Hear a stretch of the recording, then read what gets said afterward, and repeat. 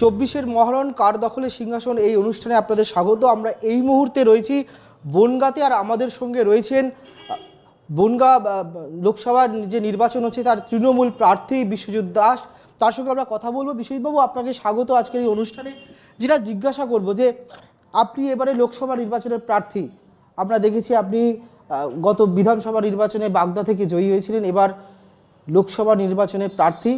কতটা চ্যালেঞ্জিং, কতটা কঠিন, পার্থক্যটা কি বিধানসভা নির্বাচনে যা লড়ার পর এবার লোকসভা নির্বাচনে লড়াই? আমি পরপর তিনবারের বিধায়ক, 11 সাল, 16 সাল এবং 21 সাল।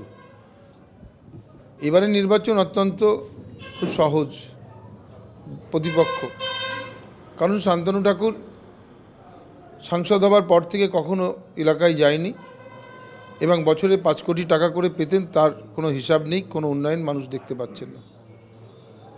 মানুষ বুঝেছেন কেন্দ্রের যে সরকার, বাংলা বিদ্বেষী সরকার 100 দিনের টাকা দেননি, গরিব মানুষের টাকা, গরিব মানুষের বাড়ি টাকা আটকে রেখে দিয়েছেন এবং মতুয়া সম্প্রদায় মানুষ, যারা উদ্বাস্তু মানুষ, যারা এসেছিলেন এপার বাংলায়, তাদের নিঃশর্ত নাগরিকত্ব দেবার কথা বলে বছর পর বছর ভোট নিয়েছেন।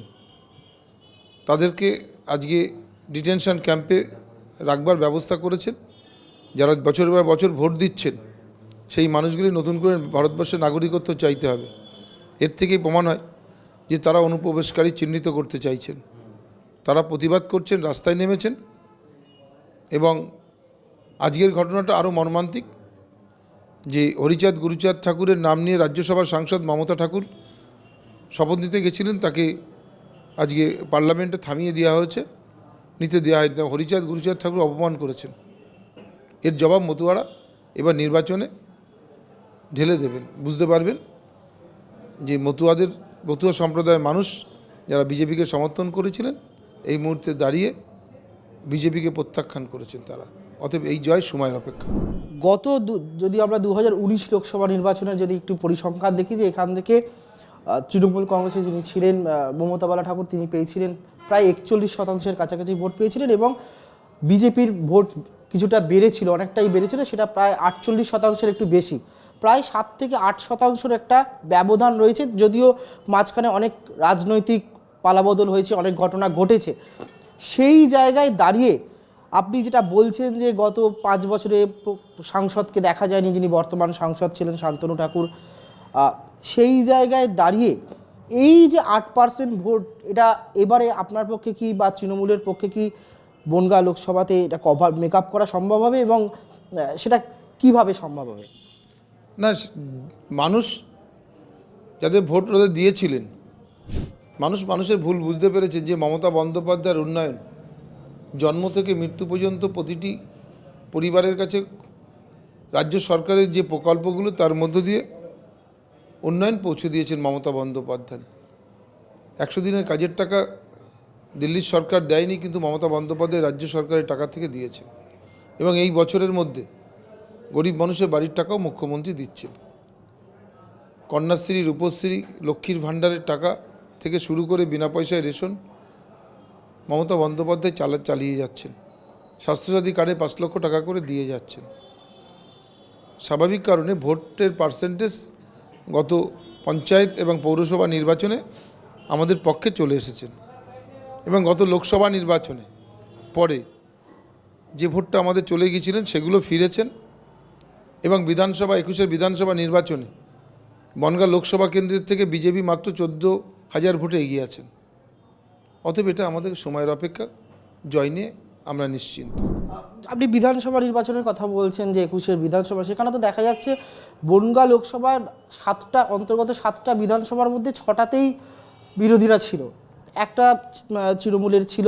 সেই জায়গায় দাঁড়িয়ে এই 2-3 বছরের মধ্যে আপনি বলছেন 14,000 ভোটে ব্যবধানটা রয়েছে, সেটা কি সেই ব্যবধানটা কি এবার মিটবে? নিশ্চিতভাবে। মাত্র ওরা 7টা জায়গায় 6টা জায়গায় জিতেছে, আমরা একটা জিতেছি। 6টা বিধানসভায় ওদের সম্মিলিত যে ভোটে জিতেছেন, আমরা একটা বিধানসভায় আমরা জিতেছি। প্লাস মাইনাস করলে আমরা মাত্র 14,000 ভোটে পিছিয়ে আছি বিজেপির কাছ থেকে। তারপরে মুখ্যমন্ত্রীর উন্নয়ন এবং যেভাবে কাজ করছেন, মানুষ দুহাত ভরে আশীর্বাদ দেবেন, শুধু সময়ের অপেক্ষা। সিএ যেটা বনগাঁ লোকসভার এই নির্বাচনে, লোকসভা নির্বাচনে বনগাঁয় অন্যতম বড় ইস্যু, এবং সেই কারণে রাজ্য তো বটেই, দেশের মানুষও কিন্তু এই বনগাঁ লোকসভা নির্বাচনে কি হচ্ছে তার দিকে একটা নজর রাখছে, যেহেতু ভোটের ঠিক আগেই সিএ ঘোষণা করা হয়েছে এবং সেই নিয়ে একটা দ্বন্দ্ব, একটা সংশয়, কোথাও কোথাও গিয়ে আতঙ্কের একটা জায়গা তৈরি হচ্ছে, নাগরিকত্ব থাকবে কি থাকবে না। যদিও এখানকার যিনি সাংসদ এবং প্রার্থী এবারও, তিনি বলছেন যে নাগরিকত্ব কারোর যাবে না, কিন্তু আপনারা শাসক দল একদম স্বয়ং নেত্রী বলছেন যে নাগরিকত্ব চলে যাবে, ফর্ম ফিল আপ করবেন না আপনারা কেউ। সেই জায়গায় দাঁড়িয়ে এই আতঙ্কটা, যেটা একটা মানুষের মধ্যে সংশয় তৈরি হচ্ছে, এবারের ভোটে কি সেটা আপনাদের দিকে কোনো ইতিবাচক প্রভাব ফেলবে? না, নিশ্চিতভাবে বললাম যে মতুয়া সম্প্রদায়ের মানুষ, উদ্বাস্ত মানুষরা রাস্তায় নেমে প্রতিবাদ করেছেন, কেন তারা বুঝেছেন যে বাবা মা তার বার্থ সার্টিফিকেট দিতে হবে, ইমিগ্রেশন দিতে হবে, তাদের পাসপোর্ট এসেছিলেন দিতে হবে, বাংলাদেশে কোথায় ছিলেন তার প্রমাণপত্র দিতে হবে। এইরকম 9টি দফা রেখেছেন যে সেই প্রমাণপত্র রাখতে হবে। অতএব যেটা সম্ভব নয়, রাতের অন্ধকারে সমস্ত কিছু ফেলে মানুষ পালিয়ে এসেছিলেন। আমার বাবা মা চলে এসেছিলেন, আমার এখানে জন্ম হয়েছে, তো আমার বাবা মার আমি সার্টিফিকেট কী করে দেব? যেভাবে চলে এসছেন দেওয়া সম্ভব নয়। অতএব আসামের পুনরাবৃত্তি করতে চাইছেন, এই ভোটের পরেই অনলাইনে ফর্ম ফিল আপ করলেই তাদেরকে নাগরিকত্ব প্রমাণ করবার জন্য তখন তাদের সব রকম কাগজপত্র চাইবে, দিতে পারবে না, ডিটেনশন ক্যাম্পে নিয়ে যাবে। এবং মা বাবাকে, যেমন আসামি 13 লক্ষ হিন্দু পরিবার, আজকে তারা জানে না তারা কোন দেশের নাগরিক, তারা কি অবস্থায় আছেন। অনেকে আত্মহত্যা করেছেন এবং ইতিমধ্যে আমাদের এখানেও একজন আত্মহত্যা করেছেন, অনলাইনে ফর্ম ফিল আপ করে আতঙ্কগ্রস্ত হয়ে গেছেন যে এত প্রমাণপত্র কী করে দেব। তো মানুষ বুঝেছেন, মুখ্যমন্ত্রী বলেছেন আপনারা যারা ভোট দিচ্ছেন, আধার কার্ড আছে, আপনাদের ভোটার কার্ড রয়েছেন, রেশন কার্ড রয়েছেন, আপনারা সরকারি সমস্ত পরিষেবা পান, আপনাদের ভোটেই এমপি তৈরি হয়েছেন, এমপির ভোটে প্রধানমন্ত্রী তৈরি হয়েছেন, তারা বৈধ আর আপনারা অবৈধ, এটা হতে পারে না। আমার দেহে যতক্ষণ জীবন আছেন আপনারা এই রাজ্যেই থাকবেন, আপনাদের পাশে বাংলা মুখ্যমন্ত্রী রয়েছেন। বর্তমান সাংসদ এবং প্রার্থী বনগাঁর আপনার প্রতিদ্বন্দ্বী প্রার্থী, তিনি বলছেন যে প্রথম 3 বছর সাংসদ হওয়ার পর তাকে নাকি রাজ্য সরকার বা রাজ্যের শাসক দল তার এলাকায়, কনস্টিটিউয়েন্সিতে কাজ করতে দেয়নি। এই অভিযোগ তিনি সরাসরি করছেন। ঠিক আছে, তারা টাকাগুলো কোথায় তিনি রেখেছেন, কোথায় আছেন, প্রমাণ দিক, শ্বেতপত্র প্রকাশ করুক, মানুষকে জানান। কাজ তো হচ্ছে, কাজ কেন হচ্ছে না তারা জানিয়ে দিক, আমি এই প্রপোজাল দিয়েছিলাম, বলুক তারা। তারা রাজ্য সরকার থেকে আটকে রেখেছিল নাকি যে মানুষের জনসংযোগ করবে যাবে না? করোনার মতন মহামারী হয়েছে, আমফানের মতন অবস্থায় তাকে বারণ করা হয়েছে যে বাড়ির থেকে বেরিয়ে মানুষের কাছে আসবেন না। এক্সকিউজ, এগুলো মিথ্যা কথা বলা। পাবলিক বুঝেছেন, বনগাঁ লোকসভার মানুষ তাকে বুঝেছেন। গোব্যাক স্লোগান দিচ্ছেন, বলছেন একটা অপদার্থ এখানে ভোটে দাঁড়িয়েছিলেন। আমি তো সর্বত্র যাচ্ছি, সব জায়গায় একই কথা বলছি যে বনগাঁ ঠাকুরনগর থেকে একটা অমানুষ এসেছিলেন, ভোট নিয়ে 5 বছর আগে পালিয়ে গিয়েছেন, আমরা তাকে খোঁজ করছি। সরাসরি বিজেপি প্রার্থী এবং সাংসদ বর্তমান, তিনি সরাসরি আপনাকেও সরাসরি আক্রমণ করছেন। তিনি বলছেন যে আপনার নাম করে বলছেন আপনি দল বদল করে এসেছেন, আপনার মানুষের কাছে কোনো বিশ্বাসযোগ্যতা নেই, গ্রহণযোগ্যতা নেই, তাই সহজ প্রতিপক্ষ তিনি জিতবেন। সেও বলতেই পারে, কারণ আমি বনগাঁ সাংগঠনিক জেলার সভাপতি হিসাবে 53টা পঞ্চায়েতে নির্বাচনে আমি অংশগ্রহণ করেছিলাম। তার মধ্যে 49টা পঞ্চায়েত পেয়েছি, 2টো পৌরসভা ছিল, 2টো পৌরসভা পেয়েছি। মানুষ কাকে গ্রহণ করেছে আর করেনি 20শে মে বুঝতে পারবেন ব্যালট ইভিএম মেশিনের মধ্যে, আর 4 তারিখে আসলেই বুঝতে পারবেন যে তৃণমূল কংগ্রেসের ঝড়, জোড়া ফুলের ঝড় বাক্সের মধ্যে কেমন। বর্তমান সাংসদ বলছেন তিনি যদি জেতেন তাহলে যশোর রোডে সম্প্রসার করবেন এবং আরও অনেক কথা বলছেন। একই প্রশ্নটি আপনার কাছেও রাখতে চাইছি যে আপনি বনগাঁ কেন্দ্র থেকে যদি আগামী দিনে সাংসদ নির্বাচিত হন 4ঠা জুনের পর, আপনি কোন কোন কাজগুলোতে বনগাঁ লোকসভায় অন্তর্গত জায়গায় কোন কোন কাজগুলোকে আপনি অগ্রাধিকার দেবেন এবং কোন কাজগুলোকে বেশি গুরুত্ব দেবেন? নিশ্চিত মানুষের সঙ্গে আলোচনা করে, যে আলোচনার মধ্য দিয়ে উঠে আসবে মানুষের প্রয়োজনীয় কাজ কোনটা সেটাই নিশ্চিতভাবে দেব। আর শান্তনু ঠাকুরকে বলি যে মুখ্যমন্ত্রী যখন রেলমন্ত্রী ছিলেন ৯-১০-এ, তিনি তখন কিন্তু বনগাঁ থেকে বাগদা পর্যন্ত, বাগদা থেকে বনগাঁ পর্যন্ত রেল লাইন অনুমোদন করে টাকা দিয়ে গিয়েছিলেন। উনি তো 5 বছরে কেন্দ্রের মন্ত্রীও ছিলেন, সরকারে রয়েছেন, কেন আজকে সেই রেল লাইনটা তিনি চালু করতে পারেননি? অতএব এটা অপদার্থ, কাজের মানুষ নয়। এইমসের জন্য চাকরি দেবার নাম করে কোটি কোটি টাকা তুলেছেন, সেই সমস্ত হিসাব আমাদের কাছে আছে, যথাসময়ে প্রমাণ করে দেব যে একজন মানুষ একটা কেন্দ্রীয় বিদ্যালয়ে ভর্তি হতে গিয়েছিলেন, তাদের কাছ থেকেও 3 লক্ষ টাকা করে নিয়েছে, নাহলে তিনি ভর্তির ব্যবস্থা করবেন না, চিঠি দেবেন না। সমস্ত প্রমাণপত্র আমাদের কাছে আছে। কেউ যদি মেডিকেল সার্টিফিকেট নিতে গিয়েছেন, তার জন্য 100 টাকা নিয়েছেন, টাকা ছাড়া কিছু বোঝেননি। উনি প্রস্তুত থাকুক, আরও দিন আসছে, সব প্রমাণ দিয়ে মানুষের কাছে আমরা বুঝিয়ে দেব, তার সমস্ত কিছু আমাদের কাছে আছে। এইরকম একটা অর্থ পিচাস, এই ধরনের মানুষ যে ভোট নিয়ে পালিয়ে গিয়েছিলেন, তার জবাব মানুষ প্রস্তুত হয়ে আছেন ইভিএম মেশিনে দেওয়ার জন্য।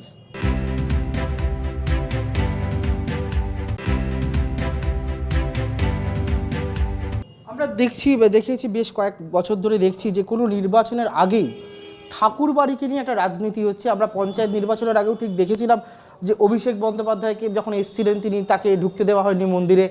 এবারও আমরা দেখলাম যে তালা ভেঙে ঢুকছেন শান্তনু ঠাকুর, অশান্তি, ধর্নায় বসতে হচ্ছে মমতা বালা ঠাকুরকে। আপনাদের যিনি রাজ্যসভার সাংসদ হয়েছেন, ঠাকুরবাড়ির সদস্য, তাকে ধর্নায় বসতে হচ্ছে, আদালত পর্যন্ত গড়াতে হচ্ছে। ঠিক প্রত্যেকটা নির্বাচনের আগে আমরা দেখি ঠাকুর বাড়িকে নিয়ে একটা রাজনীতি তৈরি হয়।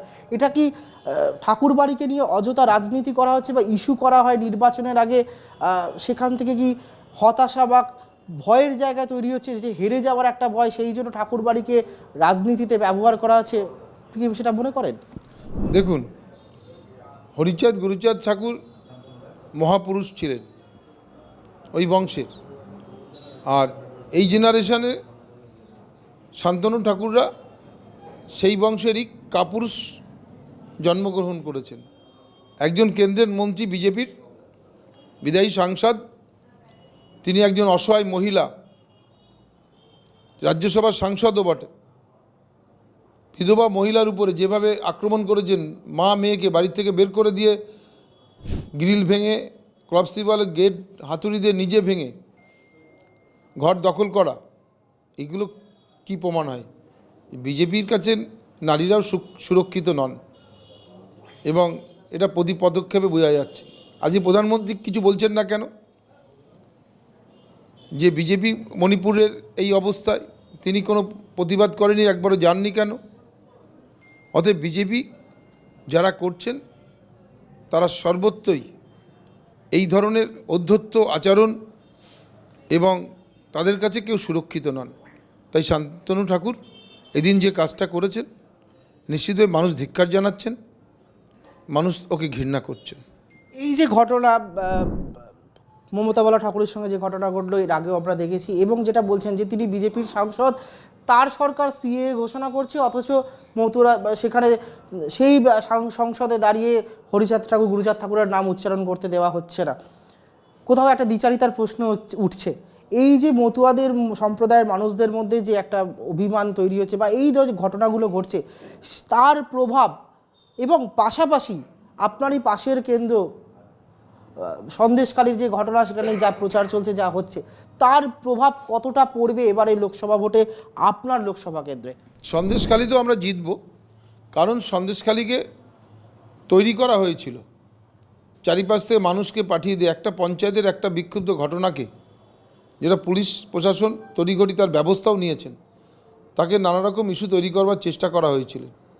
কিন্তু বাস্তবে মানুষ সেটা বুঝেছেন, এবং আপনাদের আমি পরিষ্কার বলি, সন্দেশখালীতে তৃণমূল কংগ্রেস জিতবেন। অতএব বিজেপির শাসনকালে গণতন্ত্রকে ধ্বংস করছেন। বিজেপির শাসনকালে এরা সংবিধান পাল্টাতে চাইছেন।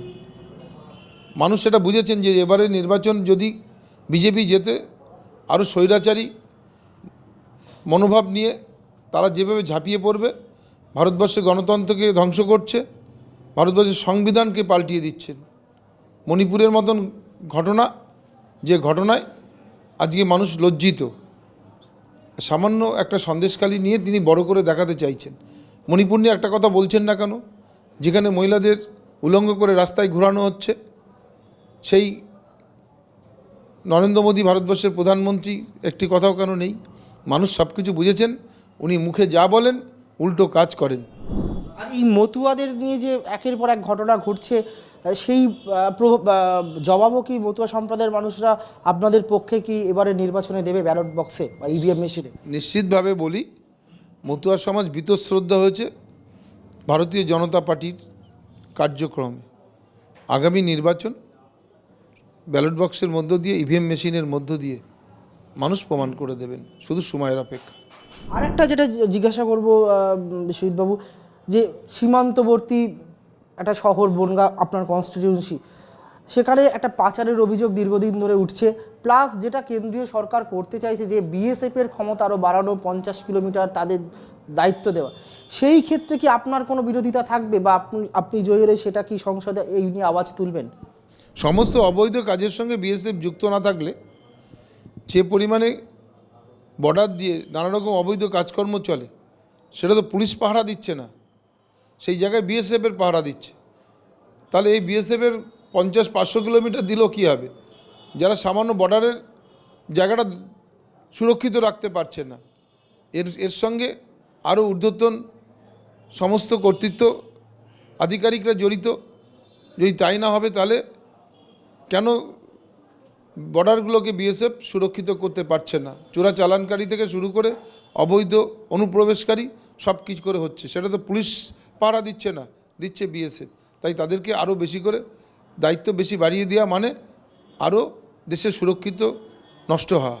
আর একটা যেটা খুব গুরুতর ইস্যু আপনার বনগাঁ লোকসভায়, সেটা হচ্ছে ইছামতির সংস্কার, যেটা বিজেপির পক্ষ থেকে অভিযোগ করছে যে এটা রাজ্য সরকার এবং বাংলাদেশ সরকার, রাজ্য সরকারের অনেক গাফিলতির জন্য আজকে ইছামতি সংস্কার করা সম্ভব হচ্ছে না। কতটা সত্যি তাদের অভিযোগ?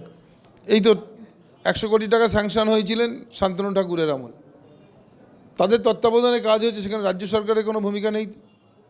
আটকিয়েছে কে ওকে? 1 কোটি টাকার কাজ করেনি, এটা তদন্ত করাবো আগামী দিনে। যে মাত্র 10 দিন মতন কাজ করেছেন, একটা জেসিবি দিয়ে কিছু মাটি তুলেছেন, সে মাটি কোথাও বোঝা যাচ্ছে না, তারা চলে গেছে 100 কোটি টাকার কাজ দেখিয়ে গেলেন। টাকা লুট করার একটা চক্রান্ত, বিজেপি সেই কাজ করছে। অতএব ওরা যা বলছে সব মিথ্যা কথা বলছে। আগামী দিনে নিশ্চিতভাবে আমরা এখান থেকে সেই কাজ করব এবং মানুষের আশীর্বাদ নিয়ে পার্লামেন্টে যেয়ে নদী সংস্করণের যে কাজ, রাজ্য সরকার কেন্দ্র সরকারের কাছ থেকে সেই টাকা নিশ্চিতভাবে আমরা আনতে পারবো এবং কাজ আমরা করব। যে আমাদের প্রধান কাজও হবে যে এই শহর ঘেরা ইছামতি, এই ইছামতির পুনরায় তার স্মৃতি আবার ফিরিয়ে আনার, এবং আরও যমুনা নদী আছে আমাদের, সেই যমুনা নদীটাকেও সংস্করণ করানোর দরকার। তা নাহলে আগামী দিনে শহরগুলো অবলুপ্তর পথে যাবে। আমরা যে কাজগুলো করব আগামী এই বিগত 5 বছর আমরা পিছিয়ে পড়েছি। এখানকার সাংসদ বিধায়কদের অর্থের যে কাজগুলো হয়, সেই ডেভেলপমেন্ট কাজগুলো পিছিয়েছে, আমরা অনেকটা পিছিয়েছি। আগামী দিনে এইগুলো মানুষ বুঝেছেন, সেই কাজগুলো যাতে সাংসদ বিধায়কের অর্থতে হয়, সেই কাজগুলো আমরা করব। শেষ প্রশ্ন, আগামী এই নির্বাচনে বিশ্বজিৎ দাস নিজে কত ভোটে, কত ব্যবধানে জিতবে বলে মনে করছেন এবং কতটা তিনি আত্মবিশ্বাসী যে বনগাঁয় এবার জোড়া ফুল ফুটবে? দেখুন, মানুষের কাছে আমি পরীক্ষা দিতে দিতে এসেছি খুব ছোট থেকেই। যেমন আমি একটা বুথ সভাপতি থেকে আজকে জেলার সভাপতি, তেমনি পঞ্চায়েতের পরপর 3 বার পঞ্চায়েতের সদস্য হয়েছে, পঞ্চায়েত সমিতির সদস্য হয়েছে, আবার 3 বার এমএলএ হয়েছি। মানুষের কাছে পরীক্ষা দিতে দিতে এসেছি। নতুন করে কিছু মানুষের কাছে আর আমার বলার নেই। মানুষ আমায় ভালো করে চেনেন, জানেন, আমার কাজ বোঝেন, সুখে দুঃখে মানুষের সাথে থেকেছি। মানুষ আমাকে পার্লামেন্টে পাঠাবার জন্য নিশ্চিতভাবে প্রস্তুত রয়েছেন। আমার মিটিং মিছিলগুলো দেখলে বোঝা যায় জনজোয়ার জনপ্লাবন হচ্ছে এবং শান্তনু ঠাকুর ভীত সন্ত্রস্ত, যার কারণে আরও বেশি করে আক্রমণ করছেন। এবং ওর দলের একজন বিধায়ক অসীম সরকার যে কুরুচিকর ভাষায় কথা বলেছেন একজন তার দলের কেন্দ্রের মন্ত্রী এবং সাংসদ শান্তনু ঠাকুরকে, এবং যে নেশাগ্রস্ত মানুষ বলে চিহ্নিত করেছেন, এটা তো আমাদের কথা নয়, এটা তার দলের একজন বিধায়ক হরিণঘাটার সেই বলে দিয়েছেন, পরিষ্কার করে দিয়েছেন যে সবসময় নেশাগ্রস্ত অবস্থা থাকেন, তার কাছ থেকে কি ভালো কাজ আশা করা যায়। অতএব মানুষ তৃণমূল কংগ্রেসকে আবার নেবে। মমতা বন্দ্যোপাধ্যায় এখানকার মানুষের হৃদয়ে রয়েছেন। অতএব মানুষ মাত্রই কিছু ভুলভ্রান্তি থাকতেই পারে, সেইগুলো সংশোধন শুধরে নিয়ে আবার নতুন উদ্যমে এখান থেকে অত্যন্ত 3 লক্ষ ভোটে জয়ের ব্যাপারে আমরা নিশ্চিন্ত। অনেক ধন্যবাদ বিশ্বজিৎবাবু এই ব্যস্ততার মধ্যে আমাদেরকে সময় দেওয়ার জন্য। আমরা কথা বলছিলাম বনগাঁ লোকসভা কেন্দ্রের তৃণমূল প্রার্থী বিশ্বজিৎ দাসের সঙ্গে। তিনি যেটা বলছেন যে এবার বনগাঁতে কিন্তু জোড়া ফুল ফুটবে, জয় হবে মামাটি মানুষের। এবং শুধু তাই নয়, তিনি এতটাই আত্মবিশ্বাসী, তিনি বলছেন যে এবার এই বনগাঁ থেকে 3 লক্ষেরও বেশি ভোটে তৃণমূল কংগ্রেস জয়ী হবে। এবং মতুয়া সম্প্রদায়ের যে ভোট, সেই ভোট কিন্তু যেটা 2019 সালে কিছুটা চলে গিয়েছিল বিজেপির দিকে, সেই মতুয়া সম্প্রদায় কিন্তু আবারও ভরসা রাখবে তৃণমূলের ওপর এবং বনগাঁ সহ গোটা রাজ্যেই আবারও কিন্তু জয় হবে তৃণমূলের মামাটি মানুষের সরকারের। ক্যামেরায় স্বপন রায়ের সঙ্গে রিবিক বাজির রিপোর্ট, ট্রাইব টিভি, বনগাঁ।